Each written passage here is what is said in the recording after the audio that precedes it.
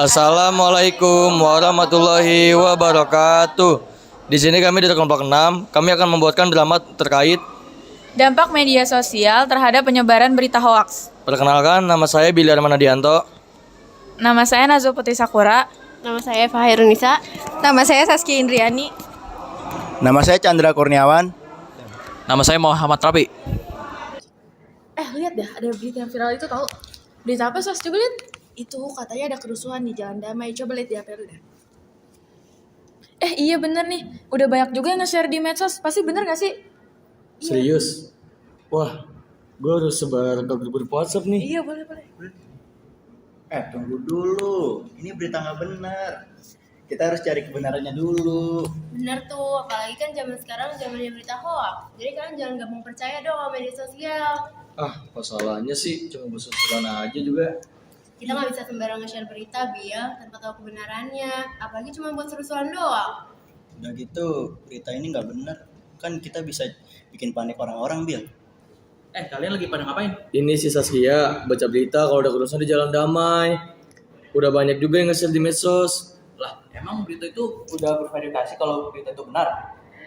Ini Chandra bilang dari situs yang nggak jelas, jadi kita belum cek lebih lanjut. Udah, daripada ngebahas berita hoax, mending kita bubar aja. Nah, bener tuh, udah ya bubar aja. Ya udah, bubar aja. Faktor penyebab kecepatan dan kemudahan akses. Media sosial memungkinkan informasi disebarkan dengan sangat cepat dan mudah, tanpa memerlukan verifikasi atau kontrol kualitas yang ketat. 2. Kurangnya literasi digital. Banyak pengguna media sosial tidak memverifikasi informasi atau membedakan antara sumber yang kredibel dan tidak kredibel. Yang ketiga, algoritma media sosial. Algoritma yang digunakan oleh platform media sosial seringkali memprioritaskan konten yang mendapatkan banyak interaksi tanpa memeriksa keakuratan informasi. Faktor pendorong dampak media sosial terhadap penyebaran berita hoaks yang pertama itu, beberapa media menggunakan judul sensasional untuk menarik perhatian yang kemudian dibagikan di media sosial dan memicu penyebaran informasi yang menyesatkan.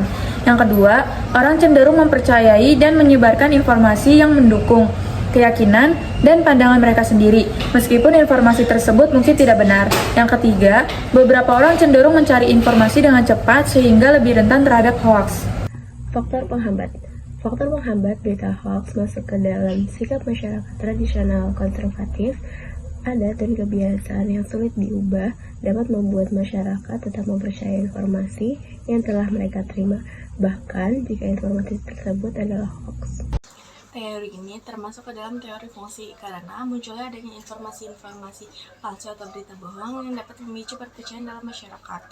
Penyebaran hoax juga seringkali menyebabkan rusaknya kepercayaan masyarakat atau publik terhadap media, pemerintah, dan informasi. Hoax juga sering menargetkan kelompok atau komunitas tertentu yang dapat menyebabkan diskriminasi, prasangka, dan konflik antar komunitas. Untuk perubahan sosial berupa perubahan sebagai kemunduran atau regres. Adanya penyebaran informasi yang tidak benar atau hoax yang dapat menyebar dengan cepat melalui platform media sosial. Hal ini terjadi karena media sosial memungkinkan informasi tersebar luas tanpa verifikasi yang memadai. Dan seringkali informasi yang kontroversial atau sensasional lebih mudah menarik perhatian pengguna daripada informasi yang valid dan terverifikasi. Dampak perubahan sosial. 1. Sulit membedakan fakta dan hoaks. Penggunaan sering kesulitan membedakan informasi yang benar dan yang salah karena banyaknya sumber yang tidak diverifikasi. Yang kedua itu menurunkan kepercayaan publik karena hoaks dapat mengurangi kepercayaan publik terhadap media dan institusi. Ketiga itu dampak ekonomi dan politik. Hoaks dapat mempengaruhi keputusan ekonomi dan politik seperti pemilihan umum atau kebijakan publik.